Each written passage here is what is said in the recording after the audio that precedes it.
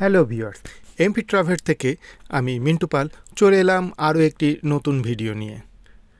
আজকে আমাদের যে বিষয় নিয়ে আমরা কথা বলবো সেটা হচ্ছে F4 রিলেটেড ভিসা সম্পর্কে বেশ কিছু কথা হবে এবং আমেরিকাতে আমরা এসছি বেশ কয়েক মাস হয়ে গেল। এখন আমেরিকাতে এসে আমরা কোথায় কোথায় বেড়াচ্ছি এবং আমেরিকার যে সৌন্দর্য, আমেরিকার বাড়িঘর, এইসব বিষয় নিয়ে বেশ কিছু কথা হবে এবং আপনাদের সেই সুদৃশ্যগুলো আমি দেখাতে চলেছি। তো সঙ্গেই থাকুন। আজকে আমরা F4 ভিসা নিয়ে কথা বলবো এবং নিউ ইয়র্ক থেকে আমরা আলবেনিতে গিয়েছিলাম।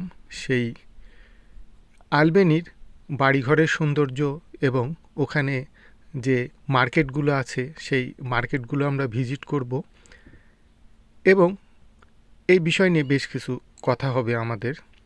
তো চলুন শুরু করা যাক। প্রথমেই F4 বিষয় নিয়ে আমরা যে কথাটা বলতে চাই সেটা হলো, আমি গতকাল রাত্রে যে লাস্ট নিউজটা পেয়েছি সেটা হচ্ছে F4 ভিসার তেমন কোনো আপডেট নেই। এটি যদিও খুবই কষ্টের এবং দুঃখের খবর যে F4 ভিসার কোনো নতুন আপডেট আসেনি এখনও। নিউজ অনুযায়ী এবং USCIS যে নিউজ ছাড়ে বা ওরা যেটা পাবলিশ করে সেটা অনুযায়ী 2007 জুনের 22 তারিখ পর্যন্ত যাদের অ্যাপ্লাই করা হয়েছিল তাদের এখন পিডি কারেন্ট হচ্ছে এবং ওখানেই থেমে আছে, তারপরে আর কোনো প্রোগ্রেস হয়নি। আমি এর আগেও বলেছি যে এটি ওদের যে পাবলিশড হয় সেই পাবলিশড নিউজ অনুযায়ী এবং ওরা যেটা করে তারপরেও কিন্তু আরও 2-1 মাস এগোয়ে যায়, সেটা কিন্তু নিউজের আওতায় আসে না। আমার বেশ কিছু সাবস্ক্রাইবার আমাকে জানিয়েছে তারা 2007 আগস্টে অ্যাপ্লাই করা তাদেরও পিডি কারেন্ট হয়েছে। তো আমি যেহেতু এটা অফিসিয়াল নিউজ না, তাই আমি ওই নিউজটা বলতে চাই না বা দিতে চাই না।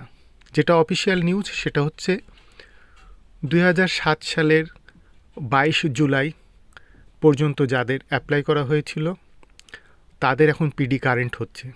অনেকে পিডি বা ডিকিউ সম্বন্ধে একটু কম বোঝে, তাদেরকে আমি আরও খোলাসা করে বলতে চাই, পিডি কারেন্ট হওয়া অর্থ আপনার 2007-22 জুলাই এর মধ্যে যদি অ্যাপ্লাই করা থাকে বা যাদের পরে অ্যাপ্লাই করেছিল তাদের পিডি এখনও কারেন্ট হয়নি।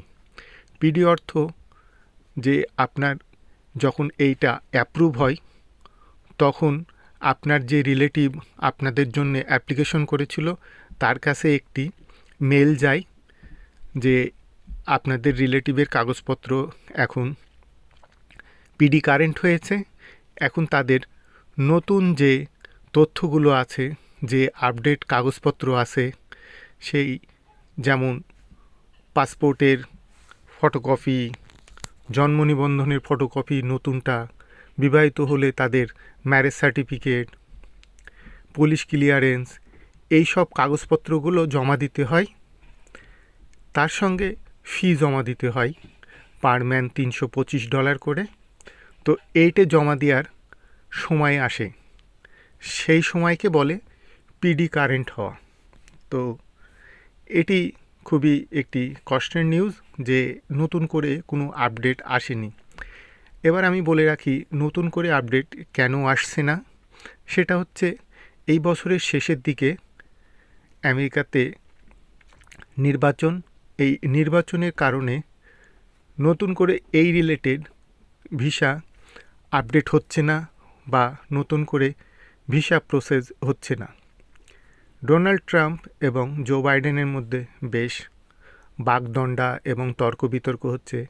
আপনারা জেনে হয়তো কষ্ট পাবেন, আবার যারা আছেন এই দেশে বা যারা আসবেন তাদের জন্যে ভালো নিউজ আমি বলবো।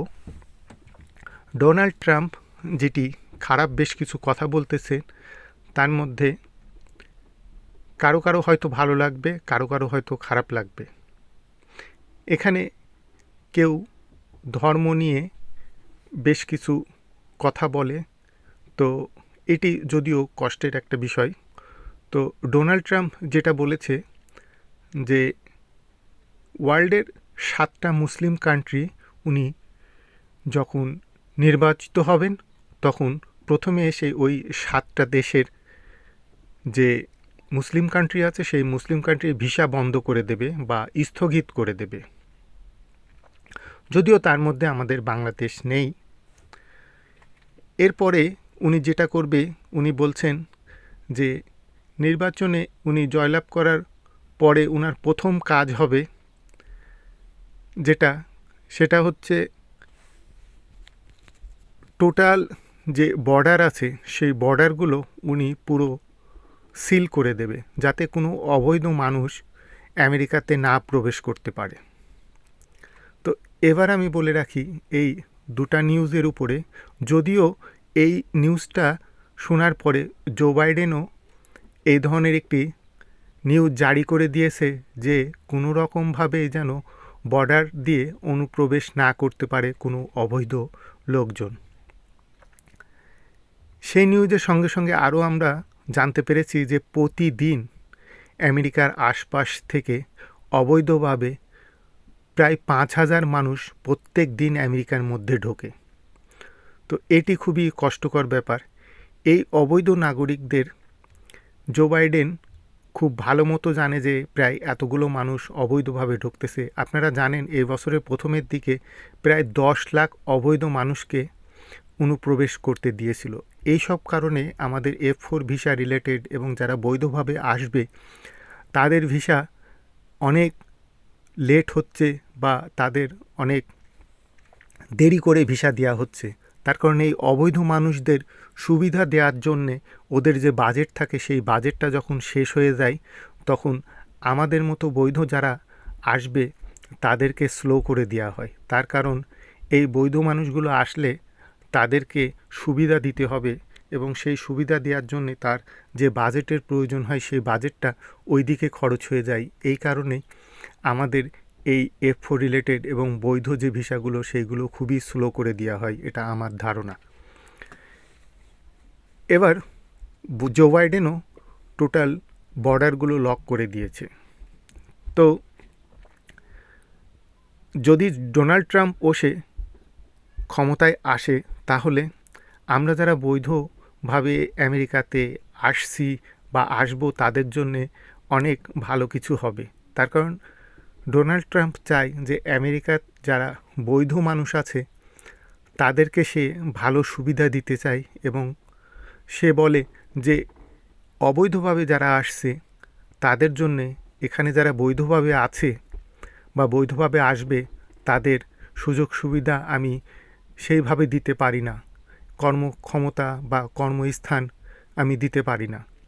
এই কারণে অবৈধ মানুষদের উনি অনুপ্রবেশ ঠেকাতে চাইছেন বা উনি প্রথমেই বলছেন যে এই সব দেশের মানুষগুলোকে আমি আসতে দিব না এবং যারা অবৈধভাবে আসছে তাদের আসা বন্ধ করে দিব।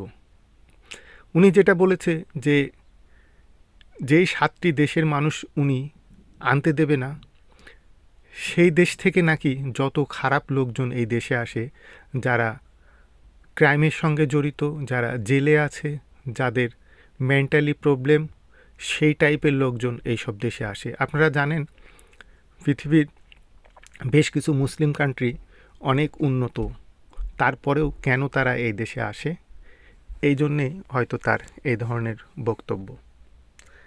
যাই হোক, আমরা আজকে যে সৌন্দর্য দেখছি এটা হলো আমেরিকার সবথেকে বড় স্টেট নিউ ইয়র্ক এবং নিউ ইয়র্কের যে রাজধানী সেই রাজধানী আলবেনি, কেউ বলে অ্যালবেনি, কেউ বলে আলবানি। তো এই আলবানি শহরের সৌন্দর্য এবং এখানকার যে বিশাল বড় মার্কেট সেটা আমি দেখাচ্ছি আপনাদের। এর সঙ্গে এটাও আমি বলে রাখি যে আমি গত এক সপ্তাহ আগে আমেরিকা থেকে কানাডা বেড়াতে গিয়েছিলাম। তো কানাডা বেড়ানোর জন্যে নিউ ইয়র্ক থেকে কানাডা যেতে প্রায় 8 থেকে 8.5 ঘন্টা যদি আপনি নিজস্ব গাড়ি নিয়ে যান, ড্রাইভ করে যান, সেই রকম সময় লাগে। তো আমরা নিজেদের গাড়ি নিয়ে ড্রাইভ করে গিয়েছিলাম, তাই 8 থেকে 8.5 ঘন্টা নিউ ইয়র্ক থেকে যেতে লাগবে। তাই আমরা আলবেনিতে আমার এক রিলেটিভ ছিল, ওদের বাসায় আমরা নাইট হল্ট করে পরের দিন সকালে বের হয়েছিলাম। যেহেতু সঙ্গে বাচ্চা কাচ্চা ছিল, এই জন্যে আমি পরবর্তী ভিডিওতে আপনাদের আলবেনি শহরের সৌন্দর্য এবং আলবেনি সম্পর্কে আরও বেশ কিছু তথ্য দিব। সেই সঙ্গে আমি কানাডাতে কিভাবে গেলাম, কানাডার বর্ডার কিভাবে পার করলাম, তারপরে কানাডাতে আমরা কোথায় কোথায় ঘুরলাম, কানাডার সৌন্দর্য দেখলাম এবং ওখানে বাংলাদেশিরা কেমন আছে, তাদের ব্যবসা বাণিজ্য, চাকরি বাকরি এবং ওখানকার যে ইনকাম সোর্স, এইসব বিষয় নিয়ে কথা হবে। এবং তারপরে কানাডা থেকে কিভাবে আমরা আমেরিকাতে আসলাম, আমাদের কানাডা বর্ডারে আমেরিকাতে প্রবেশ করার সময় এবং ফেরার সময় আমাদের কোনো হ্যাসেল হয়েছিল কিনা বা কী কাগজপত্র দেখতে চেয়েছিল, এইসব বিষয় নিয়ে বেশ কিছু কথা হবে। আমার চ্যানেলটি অবশ্যই সাবস্ক্রাইব করে রাখবেন যদি আমার ভিডিওগুলো ভালো লাগে, এবং আপনারা যারা আমেরিকাতে আসছেন বা আসবেন, আমেরিকাতে আসার পরে এখানকার কি কি সুবিধা আছে এবং কি কি সুবিধাগুলো নিতে পারেন, সেই বিষয়ে আপনারা আমাকে জানাবেন। আমি সেই ধরনের ভিডিও বানানোর চেষ্টা করব। এখানে কি ধরনের জব পাওয়া যায় এবং আমেরিকাতে এসে আপনি সেই জব করে কত টাকা মেক করতে পারবেন এবং এখানকার জীবনযাত্রা কত খরচ এবং কত টাকা বাসা ভাড়া, এবং বাসা ভাড়াতে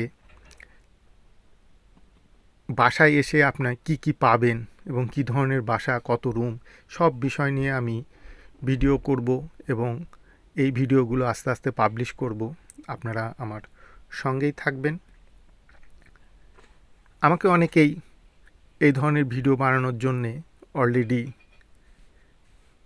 কমেন্ট বক্সে জানাচ্ছে যে ভাই, আমরা ওখানে গিয়ে কিভাবে আমরা কাজ করব, কি কাজ করব, সে কাজে কত টাকা ইনকাম করব এবং সেই টাকা দিয়ে আমাদের কিভাবে চলবে। তো এই বিষয়গুলো নিয়ে ভিডিও থাকবে। অবশ্যই আমার সঙ্গে থাকবেন এবং চ্যানেলটি সাবস্ক্রাইব করে রাখবেন। সবাইকে ধন্যবাদ, ভালো থাকবেন।